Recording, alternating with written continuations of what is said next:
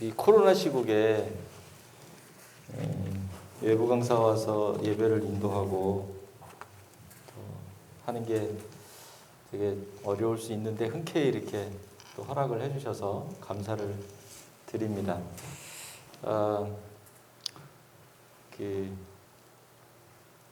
맛있는 음식이 앞에 있으면 여러분 무엇을 먼저 하세요? 제일 먼저 하는 게 뭡니까?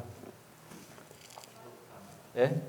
기도부터 합니까? 예. 역시 김 목사님은 경건한 분이어서 기도부터 하시는군요. 저는 허리띠부터 봅니다. 맛있는 걸 먹으려고. 오늘 여러분이 좀 허리띠를 푸는 이유는 많이 먹기 위해서인데요. 오늘 여러분이 좀 허리띠를 푸시고 긴장을 푸시고 오늘 제가 여러분에게 나눠주시는 이 말씀을 좀 잘 귀담아 듣는 그런 시간이 되면 좋을 것 같습니다. 네, 그 말은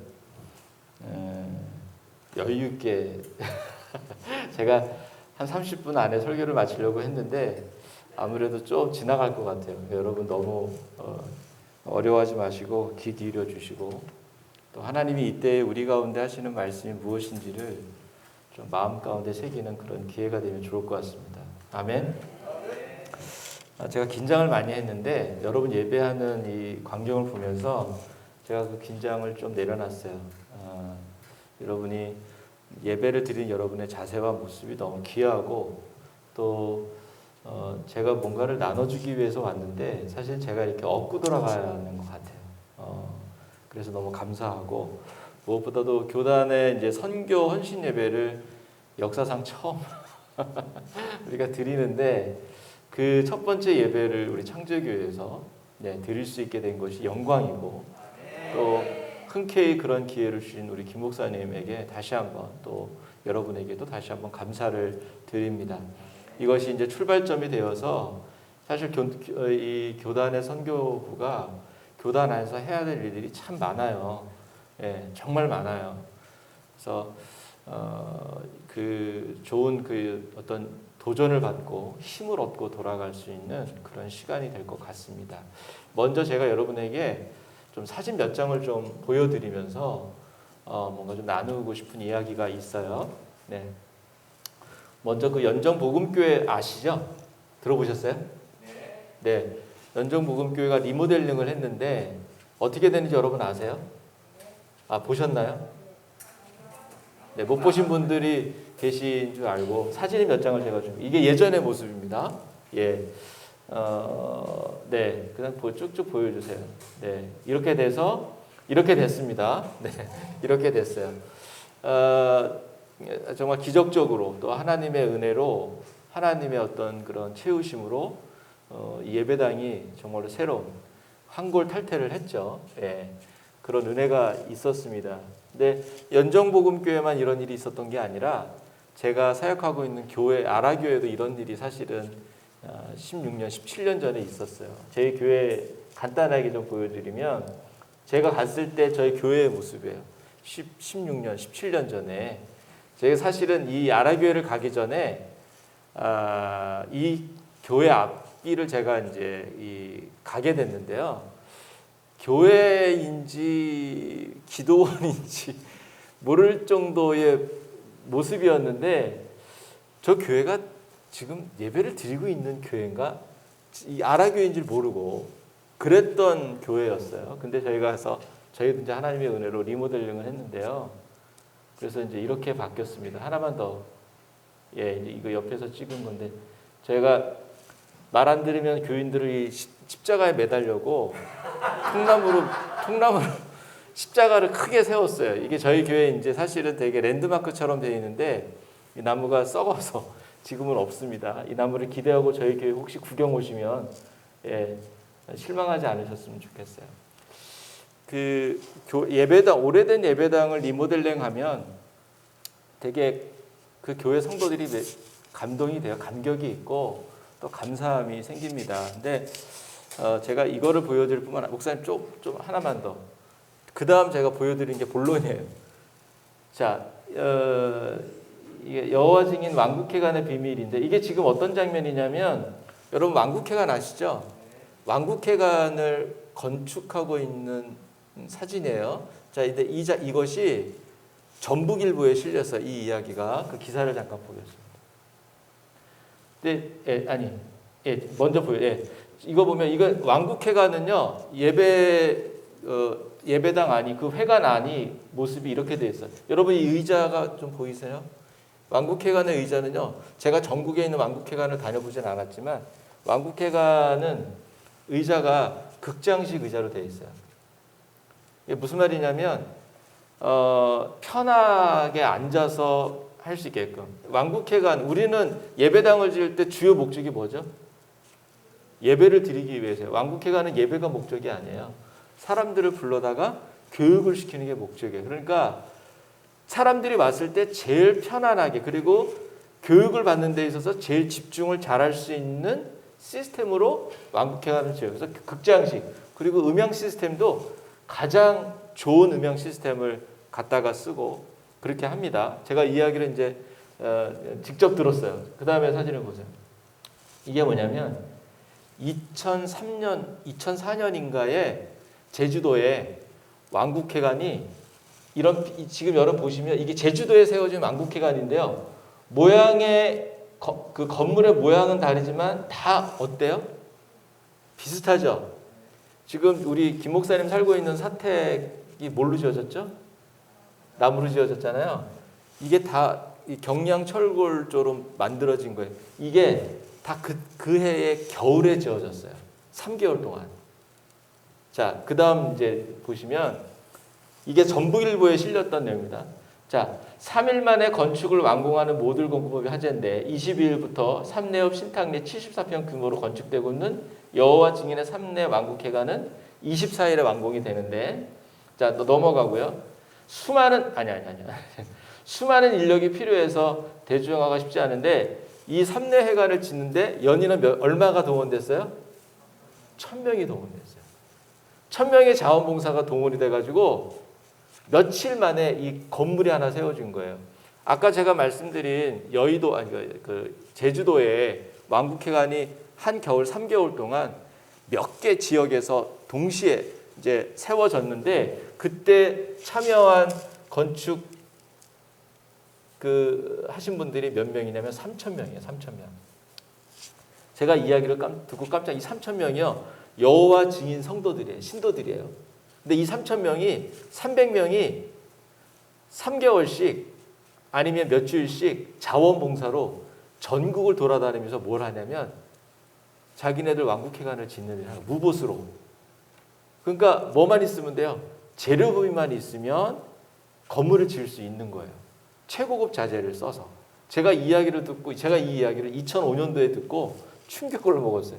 야, 개신교회는 수백만을 잘하고 뭐 1000만이 넘다고 하는데 과연 이렇게 헌신해서 우리가 예배당을 하나님의 성전이라고 부르기까지 하는데 우리가 이렇게 할 수 있나? 제가 그걸 보면서 사실 충격을 좀 먹었어요. 그래서 제가 복음교회단에 들어와가지고 정말로 이 복음교회단에 농어촌 교회가 많고 오래된 건물들이 많은데 새로 짓지는 않더라도 리모델링을 할 수 있는 그런 것들이 있으면 얼마나 좋을까라고 하는 마음이 있었는데 제가 이제 선교부장이 되고 또 박남일 목사님하고 이제 이야기를 나누면서 이런 일들이 시작됐으면 좋겠다라고 생각을 해서 이제 그 첫 번째가 하나님이 기적적으로 연정복음교회를 시작할 수 있게 되었어요. 바라기는 우리가 그 다음에 넘어주시면 여러분 예배당을 새롭게 하는 건 교회를 새롭게 하는 것이라는 생각이 들어요. 그게 전부는 아니겠지만 근데 필요한 것이 있습니다. 사람과 재정입니다. 근데 이 사람과 재정, 사람이 자신의 걸 드리고 재정을 드릴 땐 헌신이 따르고 희생이 따르는 거죠.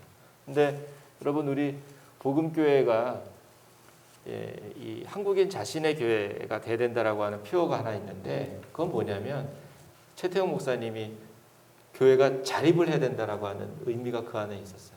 자립을 한다는 게 뭡니까? 일제시대에 자립한다라고 하는 건 선교사의 도움 없이 우리가 스스로 교회를 세워가는 것을 이야기하는 거였어요. 저는 이게 복음교회 정신이라는 생각이 듭니다. 그래서 여러분 계속해서 이 교회를 새롭게 하는, 예배당을 새롭게 하는 일에 우리 창조교회가 함께 중보하고 함께 기도하는 그런 은혜가 있기를 다시 한번 부탁을 드리면서 제가 이제 그 말씀 전에 좀 이 이야기를 좀 나누고 싶었어요. 불을 좀 켜주시면 좋겠습니다. 여러분 성교헌신 예배 드린다고 했을 때 어떤 생각이 먼저 드셨어요? 어떠셨어요? 웬 갑자기 선교 헌신 예배 이런 생각이 들지 않았을까라는 생각이 듭니다. 선교 헌신 예배가 그야말로 선교에 헌신하자는 건데 제가 알기로는 우리 목사님이 선교에 대한 관심도 많으시고 또 선교지도 많이 돕고 계신다는 걸 알았어요. 그게 목사님 혼자만의 일이 아니라 여러분도 같이 동참하고 여러분이 뒤에서 기도하고 후원하기 때문에 가능한 일이라는 생각이 듭니다. 근데 우리 잘하고 있는데 무슨 또 선교 헌신 예배야 이런 생각이 들 수 있는데요.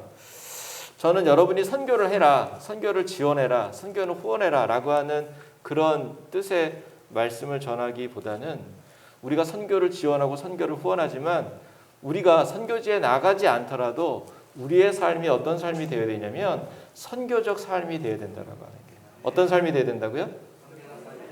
여러분 선교적 삶이 뭘까요? 뭐라고 생각하세요? 혹시 들어보셨어요? 선교적인 삶이라고 하는 게 뭔지? 선교적 삶이 뭘까? 여러분 전도하고 선교가 뭡니까? 복음을 전해서 사람들을 구원해서 교회를 세우는 게 전도와 선교의 목적이에요. 1차적인 목적이죠. 근데 그 다음이 뭘까라고 하는 거예요. 최태형 목사님 아시죠? 최태형 목사님 누구죠? 목사님이 대답하시면 어떡해. 예, 최태형 목사님은 이 복음교단의 설립자입니다. 예, 오늘 제가 최태형 목사님의 이야기를 좀 자주 언급할 거예요. 양해를 좀 해주시기 바랍니다. 최태형 목사님 뭐라고 말했냐면 한국교회가 복음을 전하고 사람들을 구원을 시켜서 교회를 세웠는데 그거로 끝이었다는 거예요. 예. 그래서 한국의 기독교가 어떻게 되냐면 죽은 기독교가 되었다고 이야기를 해요. 왜냐하면 거기에 만족했다라고 하는 거죠. 그러니까 사람들을 불러 모아가지고 교회에 모아놨어요. 사람들이 점점 많아져요. 교회 작으니까 어떻게 해요? 예배당을 또 건축해요. 근데 거기에 만족했다라고 하는, 거기에 안주했다라고 하는 거예요. 그 신앙이 뭘로 이어져야 되냐면 생활로 이어지고 선교적인 삶으로 이어져야 돼요. 쉽게 말하면 선교적 삶은 뭐냐면 내 일상에서 내가 빛과 소금의 역할을 감당하며 살아가는 걸 이야기하는 것입니다. 선한 영향력이라는 말 들어보셨죠? 선한 영향력 들어보셨죠? 예, 요즘 연예인들이 자주 쓰는 말이에요. 내가 연예인인데 내가 대중의 인기와 사랑을 얻고 있는데 내가 선한 영향력을 흘려보내고 싶다. 이런 말 많이 써요. 근데 그 말을 쓰는 사람들이 거의 대부분 사실은 기독교인들이에요. 예. 선한 영향력을 흘려보내는 게 사실 선교적 삶을 사는 거라고 볼 수 있습니다. 그런데 우리가 이러한 선한 영향력을 흘려보내는 선교적 삶을 사는 데 있어서 필요한 게 뭐냐면 우리 성도들에겐 성령의 충만함이 필요하다라고 하는 거예요. 성령의 이끄심과 인도하심이 필요하다라고 하는 거죠. 그것을 이 이야기를 저는 최태형 목사님이 80여 년 전에 복음교회를 시작할 때 하신 말씀이에요. 그게 뭐냐면 영적인 기독교라고 하는 것입니다. 영적 기독교라는 말 혹시 들어보셨어요? 네. 제가 이제 당황스러운 게 제가 사실 설교할 때 질문을 가끔 하거든요. 자주 해요. 근데 여러분에게 뭐 답을 하라고 하는 뜻은 아닌데, 예, 고개는 끄덕거려 주시면 좋겠어요. 제 질문이 어렵지는 않으니까, 그렇죠? 예, 사실은 이제 그냥 네 아니오로 대답할 수 있는 질문이 많이 있어요. 그러니까 예, 최태형 목사님이 뭐라고 말씀하셨냐면 영적 기독교로 돌아가라는 말씀하셨어요. 어디로 돌아가라고요?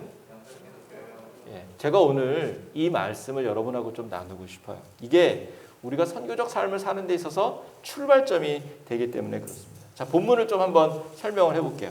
베드로와 요한이 우리가 잘 알다시피 성전에서 예수 그리스도의 복음을 전하는데 사람들이 바리새인들과 서기관들이 이게 싫었어요. 너무 싫었어요. 그래가지고 야 쟤네들 잡아와. 그래가지고 이제 가둔 다음에 그 다음날 신문을 합니다. 너희가 도대체 무슨 권세와 무슨 이름으로 너희가 이런 일을 행하느냐 이렇게 물어보니까 베드로가 뭐라고 대답해요? 성령이 충만해서 자신이 나면서부터 그 걷지 못한 사람을 어떻게 고치게 되었는지에 대한 배경 설명을 쭉 하죠. 그래서 예수 그리스도의 이름으로 너희가 십자가에 잡아서 죽였지만 다시 부활하신 그 예수 그리스도의 이름으로 이러한 일이 일어났고 우리는 복음을 전할 수밖에 없다. 뭐 대충 이런 얘기를 합니다. 여기서 우리가 주목해야 될 사실이 하나 있어요. 우리가 흥미를 끌어야 될 부분이 하나 있는데 그게 뭐냐면 예수의 이름을 언급한 것만으로 어떤 일이 일어났어요? 어떤 일이 일어났어요? 제 대답이 어려우십니다. 안진뱅이가 걷지 못하는 사람이 일어났단 말이에요. 예수의 이름을 믿고 예수의 이름을 언급하는 것만으로도 병자를 고칠 수 있었다는 거죠. 여러분 이게 얼마나 놀라운 일이에요. 예수님의 이름으로 밥 나와라 뚝딱 그럼 뭐가 나와야 돼요? 예수님의 이름이 도깨비 멍멍이 같은. 근데 일반적으로 사람들이 우리가 신앙생활하면서 우리가 주목하고 우리가 흥미를 갖고 우리가 관심을 기르는 건 뭐냐면 예수님의 이름으로 병자를 고쳤어? 이거예요. 그리고 어떻게 이제 우리가 생각하냐면 열심히 기도해서 신유의 은사 받아가지고 병 고치고 교회 부흥하고 그 열심히 기도합니다. 우리의 관심이 어디 있냐면 병 고치는 데 있다는 거예요. 그리고 그걸 위해서 뭘 해요? 열심히 기도하는 거예요. 그뿐만 아니라 우리가 열심히 기도하는데 어떤 목적으로 기도하냐면 어떤 문제를 해결하기 위해서 기도해요. 그렇잖아요. 누구 이야기예요? 누구 이야기 같아요 지금? 우리 얘기죠. 저는 그거를 조금 바꿔보자는 거예요. 어떻게? 우리가 복음교회 교인이라면 우리가 주목해야 될 것은 예수의 이름으로 병을 고쳤다라고 하는 것이 아니라 예수의 이름이라고 하는 것에 우리의 관심이 있어야 된다는 거예요. 이걸 놓치면 안 돼요. 좀 더 이야기를 풀어볼게요. 베드로와 요한이 예수님의 이름으로 병자를 고친 사건은 이 초대교회가 얼마나 예수님으로 충만했는가를 보여주는 사건인 거예요. 그냥 예수님의 이름으로 어떤 기적을 행했다가 아니라 이 교회가, 이 초대교회가 정말로 예수님으로 충만했구나라고 하는 걸 보여주는 사건이에요. 예수님과 하늘로 승천하셔서 눈에 보이지 않는 그 예수님과 실제로 그들의 삶 안에서 예수님과 동행하고 있는 삶을 보여주고 있는 사건이라는 거예요. 이게 중요한 것입니다. 기도 열심히 해서 병자를 고쳤다라고 하는 것이 중요하지만 그것보다 더 근본적으로 중요한 사건은 메시지는 뭐냐면 예수 그리스도와 동행하고 있는 삶을 살아가고 있다라고 하는 거예요. 반대로 바리새인과 서기관들의 종교인 유대교는 어땠어요? 죽은 종교가 되어버린 거예요. 율법을 엄청 열심히 철저히 지켰습니다. 그런데 그들의 종교는, 그들이 믿는 종교는 어떤 종교였어요? 사람을 살리는 종교가 아니라 어떤 종교예요? 사람을 죽이는 종교가 되어버렸다라고 하는 거예요. 여러분 오늘날 우리가 믿고 있는 이 기독교가 어떤 기독교입니까? 예수로 충만한 정말로 예수와 함께 동행하는 삶을 살고 있는 영적인 기독교인가? 아니면 이 바리새인들과 서기관들이 그렇게 믿고 따랐던 이 유대교처럼 죽은 기독교인가? 우리가 여기에 한번 질문을 던져보자는 거예요. 복음교회 설립자이신 이 최태형 목사님께서 한국교회를 바라볼 때, 그때는 조선교회죠. 조선교회를 바라볼 때 어떤 교회냐면 꺼져가는 등불과 같은 교회였다는 거예요.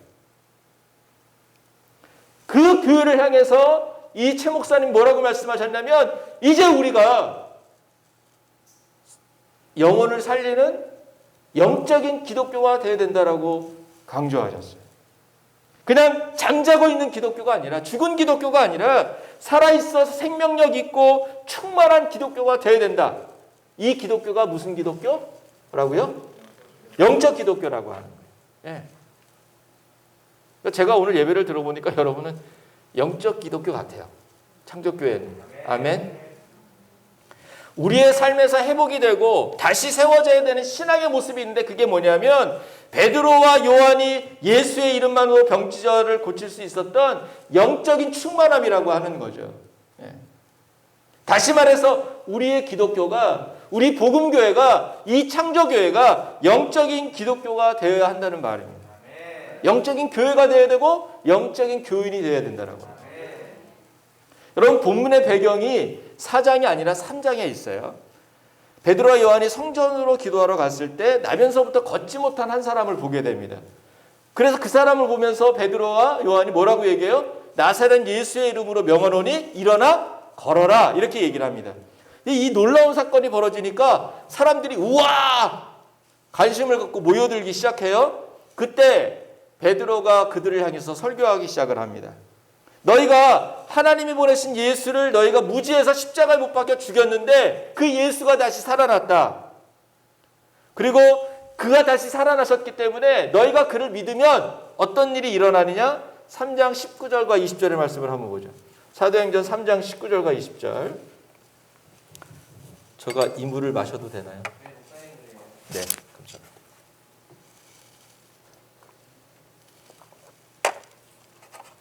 자, 3장 19절과 20절 함께 같이 읽어보겠습니다. 시작.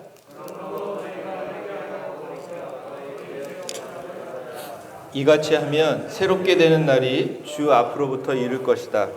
또 주께서 너희를 위하여 예정하신 그리스도 곧 예수를 보내실 것이다 라고 이렇게 설교를 합니다. 베드로의 설교에 따르면 우리가 예수로 충만함을 입기 위해서 먼저 해야 될 일이 뭐예요?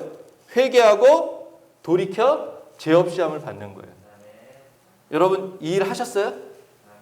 회개하고 돌이키셨죠? 자, 그러면 뭐라고 얘기해요? 새롭게 되는 날이 주 앞에서 이를 것이다. 이렇게 얘기해요. 근데 그 다음에 어떤 일이 있어요? 또 주께서 너희를 위하여 예정하신 그리스도 곧 예수를 어떻게 한다?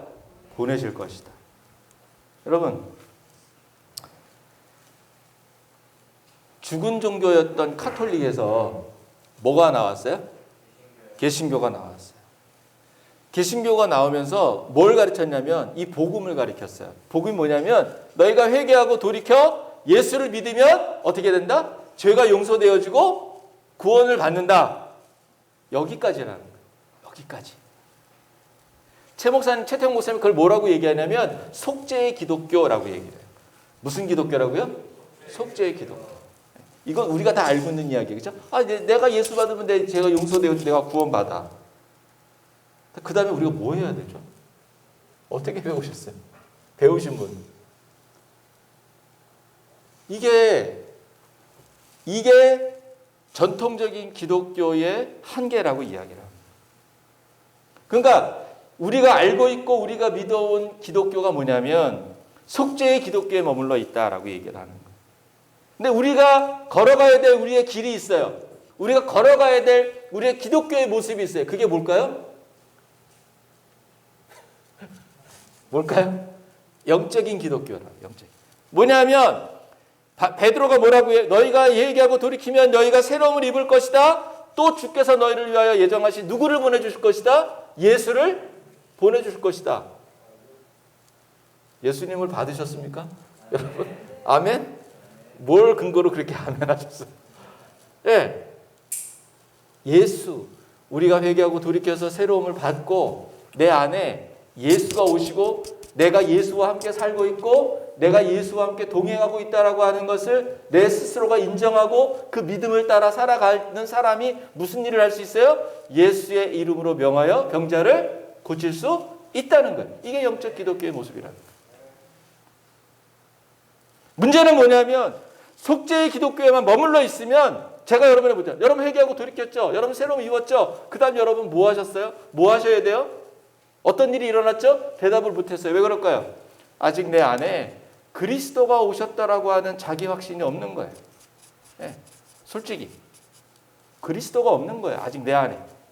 그냥 나는 예수 그리스도를 믿음으로 그냥 용서함 받고 구원받았다라고 하는 것에 머물러 있고 그것으로 만족하며 살아가고 있는 거예요. 내가 예수 그리스도와 함께 살고 있고 내가 예수 그리스도와 함께 동행하고 있고 그분이 내 삶의 전부가 되시고 내가 그분을 위해 내 십자가를 짊어지고 살아갈 수 있다라고 하는 이 확신과 이 믿음을 가지고 살아가지 못하고 있다라고 하는 거예요. 이게 뭐예요?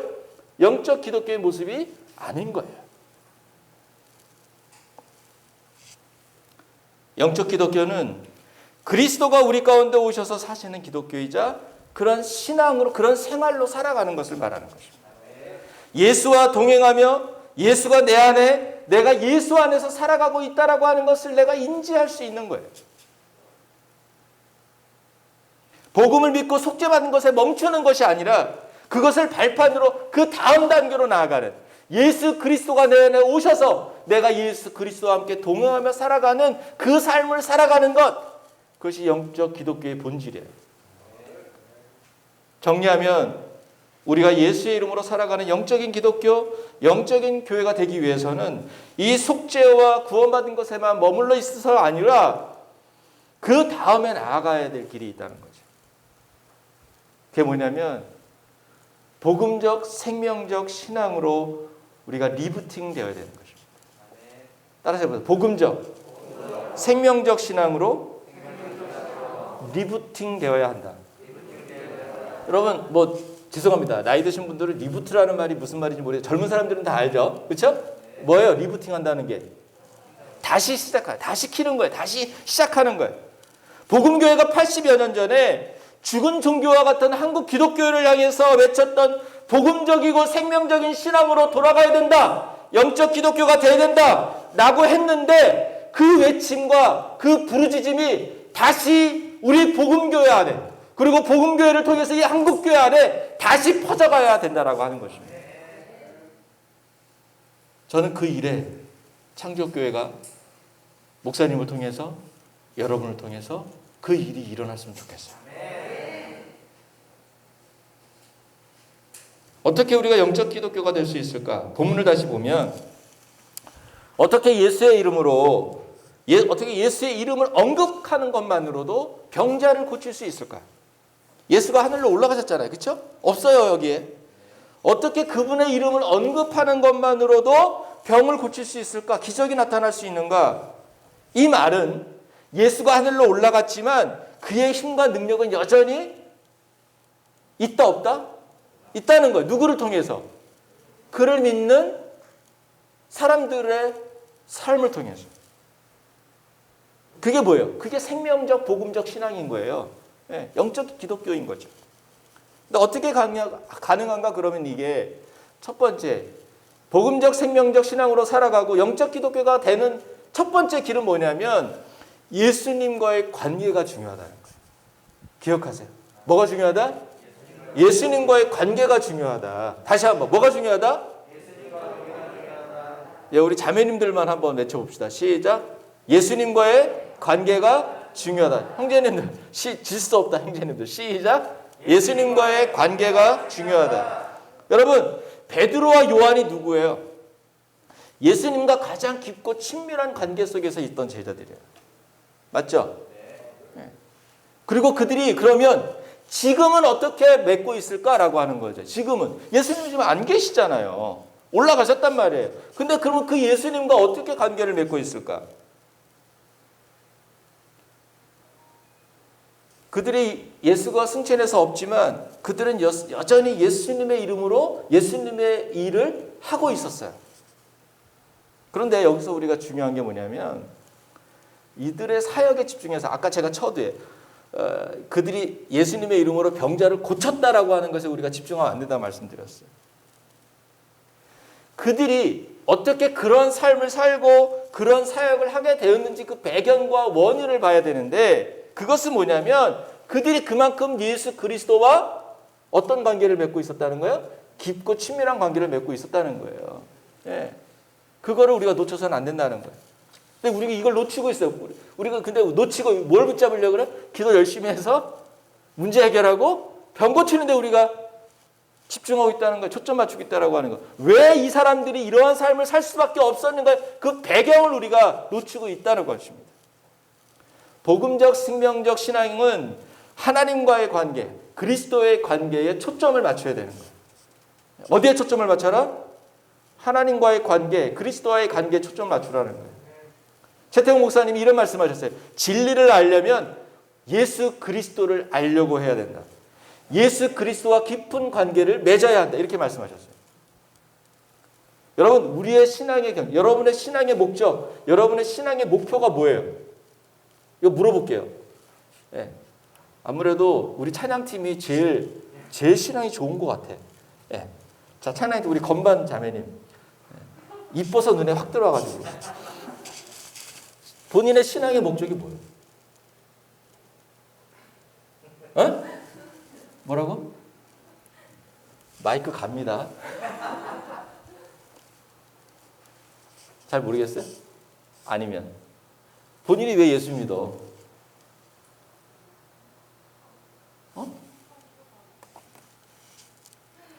잘 안 들려요. 천국 가려고. 그치? 천국 가야지. 그쵸? 네. 다 여러분 동의하세요? 아멘 잘하셔야 돼요. 우리의 신앙의 경지와 목적지가 천국? 좋아요. 네. 채택 모습은 이렇게 얘기해요. 거룩함이 아니라, 성화가 아니라 하나님이어야 된다라고 말씀합니다. 여러분의 신앙의 목적이, 여러분의 신앙의 목적지 방향이 하나님이어야 된다라고 말씀하고 있어요. 이런 얘기 들어보신 적 있어요? 하나님을 추구하는 것이 신앙이에요. 네. 그냥 천국 가는 게 신앙의 목적이 아니에요. 그건 그냥 주어지는 거지, 선물로.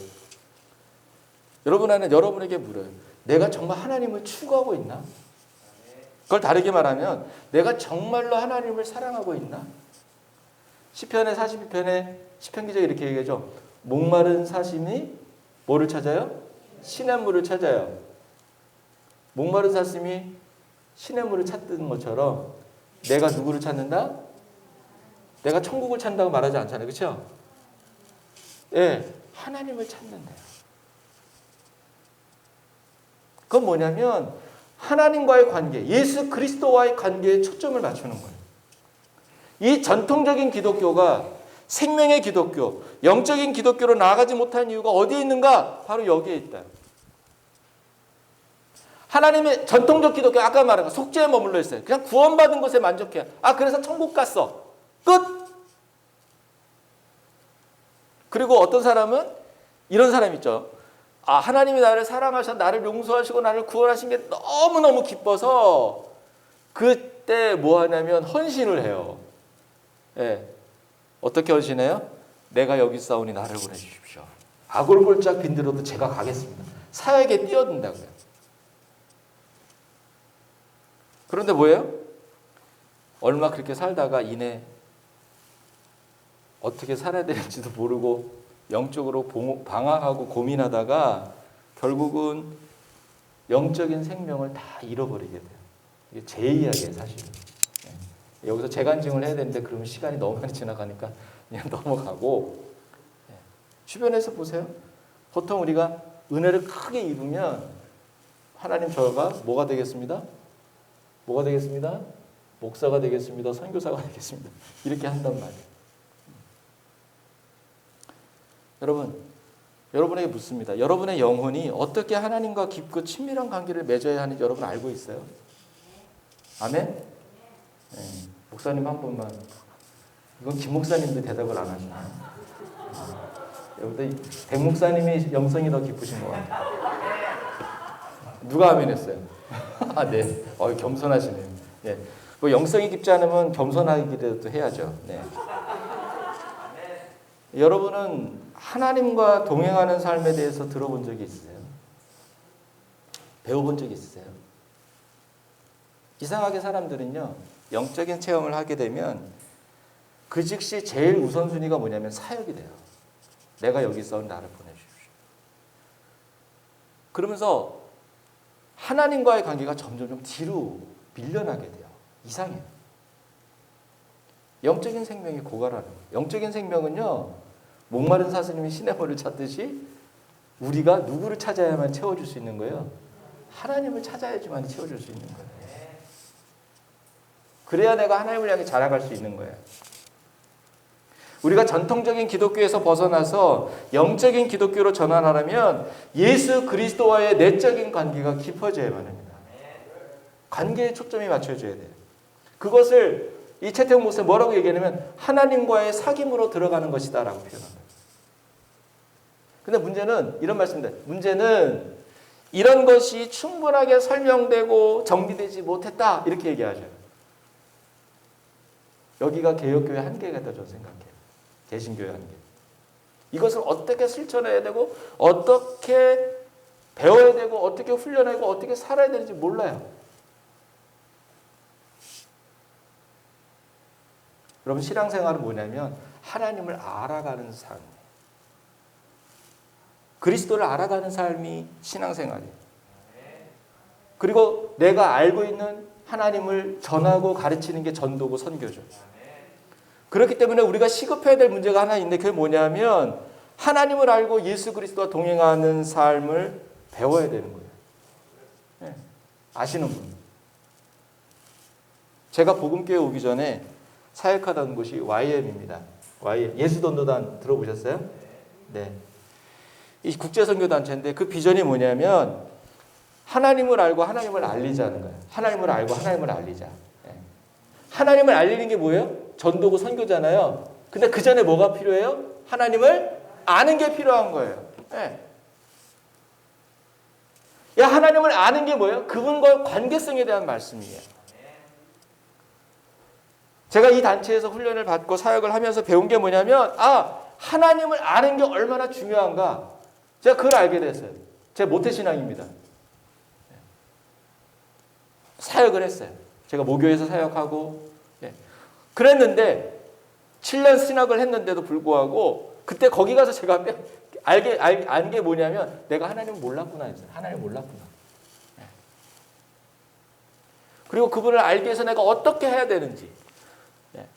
내가 교회에서 하고 있는 이런 기도와 예배와 묵상과 이런 것들이 왜 의미가 있는지 그게 목적이 뭔지 알게 된 거예요. 하나님을 알기 위한 것들이라는 거예요.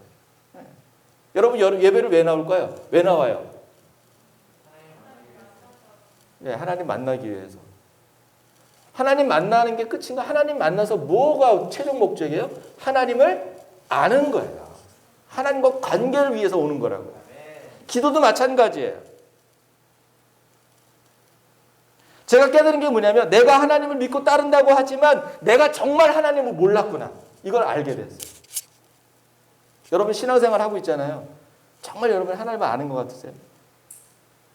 알면 알수록 모르는 게 하나님이에요, 사실은. 근데 초대교회는 이 하늘로 올라가신 예수 그리스도와 여전히 어떤 신앙을 가지고 살았냐면 그 예수와 동행하고 그 예수와 사귀고 그 예수와 깊고 친밀한 관계 속에 보내고 있었다라고 하는 거예요. 그게 보여주는 게 뭐냐면 베드로와 요한이 걷지 못하는 사람을 고친 그 배경이 뭐예요? 그 시간이 몇 시예요? 뭐라고 나와요? 제 9시 뒤에 뭐예요? 기도 시간이잖아요. 네. 하나님을 만나기 위해 예수 그리스도와 교제하기 위해 기도하러 가는 그 시간에 이 일이 일어나는 거예요. 여러분 우리가 하나님과 예수 그리스도와 교제하고 사귀는 법을 배워야 돼요. 오늘 그 얘기까지는 제가 못합니다. 네. 그냥 해야 된다라는 것만 알고 계세요. 기도를 왜 해요? 기도라는 목적은 첫 번째 목적이 하나님 이거 해주시고 하나님 저거 해주시고 하나님 이 문제 해결해 주시고 그것만이 아니라 그 기도와 함께 우리가 하나님 앞에 드려야 되는 기도가 뭐냐면 하나님 내가 당신을 알고 싶습니다. 하나님 내가 당신을 더 사랑하고 싶습니다. 하나님 내가 당신에게 더 가까이 나아가고 싶습니다. 이 기도, 이게 하나님과 교제하는 기도예요. 그래서 우리가 기도를 마치면 그냥 원하는 거 다 얘기해서 마음이 후련하고 돌아가서 오는 것에 만족하지 마시고 내가 그 기도를 통해서 내가 하나님의 은혜를 맛보고 하나님이 어떤 분인지 알므로 말면 내 마음이 벅차고 감사가 넘치는 그런 기도, 그런 하나님과의 교제로 충만한 기도를 드릴 수 있는 여러분이 되기를 주님의 이름으로 축복합니다. 이게 왜 중요하냐? 왜 이 하나님과의 관계, 예수 그리스도의 깊고 친밀한 관계가 중요하냐? 우리가 그것을 통해서 예수 그리스도 하나님을 닮아갈 수 있기 때문에. 네. 여러분, 관계성이 없으면 알 수 없어요. 무슨 말인지 아세요? 어떤 인격체와 관계성이 형성되지 않으면 알 수 없어요. 사랑할 수도 없고 존경할 수도 없어요. 믿고 신뢰할 수도 없어요. 관계성이 있어야 된다고. 네. 우리 김 목사님하고 여러분하고 관계성이 어때요? 이렇게 대놓고 물어보면 대답을 못 하시려나? 저한테만 살짝. 좋아요? 예? 아멘. 예, 아멘. 감사합니다. 근데 김 목사님이 딸랑 예배 시간에만 딱 나타나가지고 설교하고 예배인도만 그냥 은혜롭게 하고 딱 교회 문 밖을 나가면 평일에는 그 외 시간에는 전혀 여러분하고 얼굴도 안 마주치고 관계하지 않아. 어떨 것 같으세요? 아, 싫어요. 싫다는 반응. 저 친구 확실하게 여러분, 목사님 확실하게 관계성을 맺어주셔야 돼요. 관계성이라고 하는 게 뭔지 아시겠죠? 네. 얼마나 하나님과 관계가 깊은가, 얼마나 하나님과 깊은 관계를 맺기 위해서 내가 어떻게 하고 있는가를 여러분 한번 보십시오. 많은 사람들이 하나님과 깊은 관계를 위해서 신앙생활하지 않아요. 관계보다는 뭐에 열중하냐면, 목사님들이 특히 그럴 때 사역에 집중합니다. 신앙도 그래요. 일상생활에서도 마찬가지예요. 여러분, 부모와 자녀들이 관계하는 것에 대해서 부모님들이 그러고 싶어도 못하시는 분들이 있어요. 먹고 사는 게 힘드니까. 근데 젊을 때 그렇게 살다가 나중에 조금 안정이 돼서 뭔가 내가 이제 애들하고 뭔가 좀 관계를 해봐야지 그러는데, 그때 애들은 다 어디 가 있어요? 독립해서 나가고 살고 있어요. 그 데려다가 밥 좀 먹으려고 치면, 뭔가 좀 친밀하게 대화를 나누려고 하면 애들이 막 여기서 막 닭살이 막 일어나. 우리 아빠가 왜 저러지? 우리 엄마가 왜 저러지? 뭐예요? 평상시 관계성이 일어나지 않기 때문에 뭐에만 치중해 살다가, 일에만 치중해 살다가, 사역에만 치중해 살다가, 이게 우리의 신앙에서도 마찬가지로 나올 수 있다. 우리의 신앙이 균형이 돼야 되는데, 마르다와 마리아의 신앙의 균형이 맞춰야 돼요. 마르다는 어떤 사람이었어요? 사역에 치중하는 사람이었다. 마리아는 반대로 하나님과의 관계에 치중했던 사람이에요. 성격과 기질에 따라서 더 집중하고 더 치중하는 게 있지만, 우리가 놓치지 말아야 돼요. 오늘 제 말씀의 핵심의 메시지 초점보다 사역도 중요하지만 뭐도 중요하다? 관계성도 중요하다. 선교도 좋고 전도도 좋고 목회도 좋고 교회 봉사도 좋고 구제도 좋아요. 이건 다 사역에 해당되는 거죠. 그런데 사역을 쫓다 보면 뭘 놓치게 되었어요? 관계성을 놓치게 되어 있다. 관계성을 놓치면 생명력을 잃어버리는 거예요. 여러분, 초대교회 구제사역에 문제가 생겼을 때 사도들이 어떤 결정을 내려요? 어떤 결정을 내리죠? 어떤 결정을 내려요? 집사를 세우죠. 집사를 세우면서 사도들이 하는 말이 있어요. 우리는 뭐 하겠다? 기도와 말씀에 전념하겠다라고 얘기를 해요. 왜 그랬을까요? 저는 이 말씀을 그렇게 해석해요. 관계성 때문인 거예요. 사도들이 초대교회 여러 가지 문제들을 해결을 하려고 하면서 사역에 집중하다 보니까 뭘 못하고 있었어요? 관계성이 떨어지는 거야. 관계성이 떨어지니까 문제가 자꾸 발생하는 거예요. 무슨 말씀인지 이해가 되세요?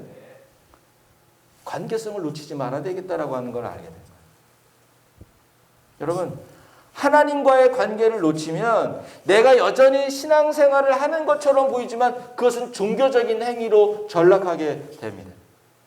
그분을 알 수도 없고 그분을 닮아갈 수도 없어요. 최태웅 목사님이 강조하신 게 있어요. 여러분이 사역도 좋지만 여러분이 좋은 신자가 되어야 됩니다. 이런 얘기를 했어요. 좋은 신자가 되는. 사역 이전에 우리가 좋은 신자가 됩니다. 여러분, 좋은 신자가 되셨으면 좋겠어요. 좋은 신자가 뭐냐면 그리스도를 닮은 신자예요. 한마디로 말하면 하나님의 성품을 닮은 신자가 좋은 신자예요.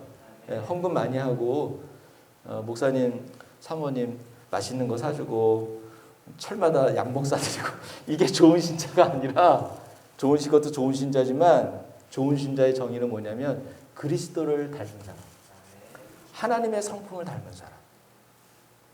그거는 어떻게 만들어지냐면 하나님과 얼마나 깊고 친밀한 관계 속에서 그분을 닮아가느냐, 그분을 사랑하느냐에 따라 달린 거예요. 바리새인들과 서기관들의 신앙은 죽은 신앙이죠. 예수님이 그들을 향해 비판하실 때 뭐라고 하셨어요? 너희는 아버지를 모른다라고 얘기했어요. 무슨 말이에요?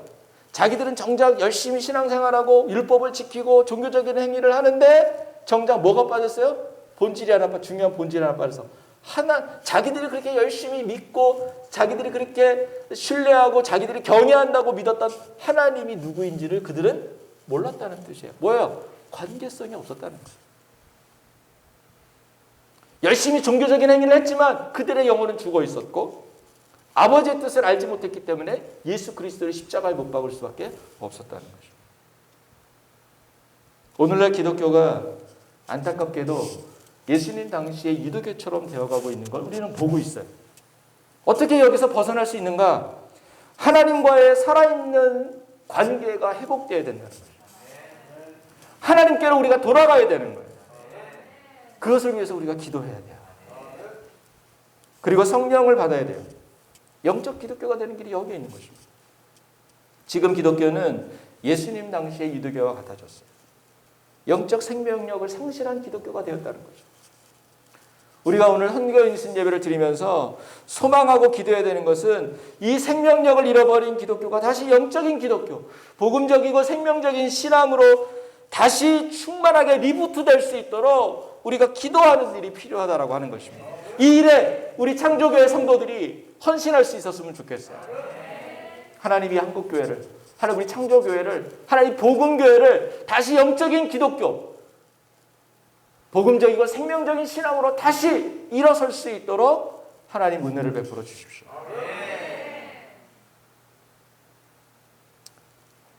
여러분에게 그런 은혜가 있었으면 좋겠습니다. 말씀을 정리할게요. 최태웅 목사님은 생명력을 잃어버린 조국교회를 바라보면서 많은 기도와 묵상을 했습니다. 그리고 새로운 기독교, 생명의 기독교, 영적인 기독교를 꿈꿨어요. 복음적이고 생명력 있는 신앙이 무엇인지 목사님은 고민했어요. 여러분, 복음적이고 생명력 있는 신앙은 귀로 듣는 게 아니에요. 배워서만 끝나는 게 아니라는 거죠. 여러분, 한국교회가 얼마나 제자훈련을 많이 했어요. 근데 그것이 우리의 기독교를, 한국교회를 영적인 기독교로 만들었습니까? 그렇게 못했어요. 최태웅 목사님은 눈으로 보는 신앙이 돼야 된다. 그게 복음적이고 생명적인 신앙이에요. 영의 충만함을 맛본 신앙. 여러분, 모세가 이런 기도를 합니다. 하나님, 하나님의 영광을 저에게 보여주세요. 아시나요? 그렇게 기도했죠? 근데 여러분, 왜 모세가 하나님의 영광을 보여달라고 기도합니까? 이미 하나님을 아는데, 하나님과 친구처럼 이야기하는 사람인데, 그거는 그가 하나님을 더 알고 싶은 거예요. 알면 알수록 알고 싶은 게 하나님의 성품이에요. 그게 관계성이에요. 이미 알지만 더 많이 알고 싶고 더 깊게 알고 싶은 것이 하나님의 모습이라고 하는 것입니다.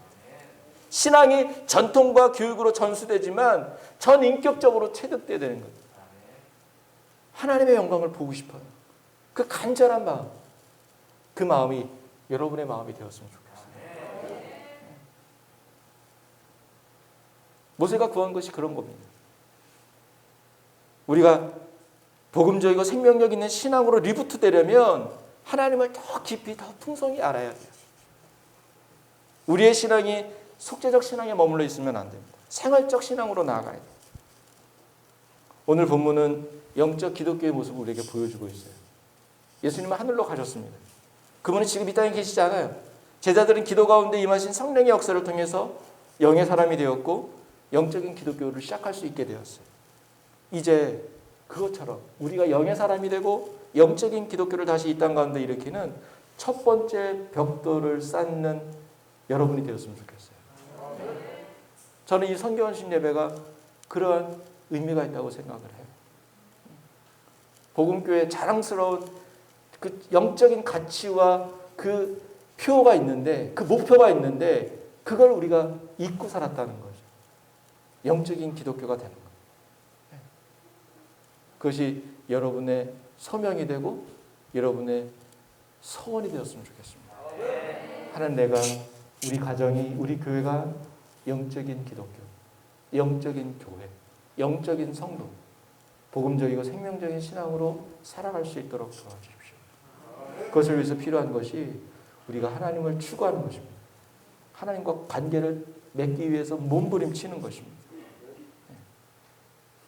그리고 우리 복음교회 성교부가 이 일을 시작할 수 있도록, 이 일을 잘 감당할 수 있도록 여러분 기도를 부탁드려요. 네. 기도합시다. 기도할 때에, 첫 번째 우리가 기도할 때에 여러분 자신을 위해서는 기도하십시오.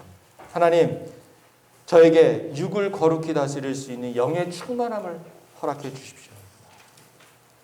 영이 임하면, 성령이 임하면 진리를 깨닫게 되고요, 진리를 따를 수 있게 됩니다. 그리고 더 많은 영을 위해서 우리가 기도해야 됩니다. 최태형 목사님 그렇게 권면하셨어요. 가장 근본적인 기도는 영을 주시옵소서 기도하는 것이다, 이렇게 얘기합니다. 이 시간 우리가 하나님 앞에 기도합시다. 하나님, 저에게 성령을, 하나님의 영을 우리에게 부어주십시오.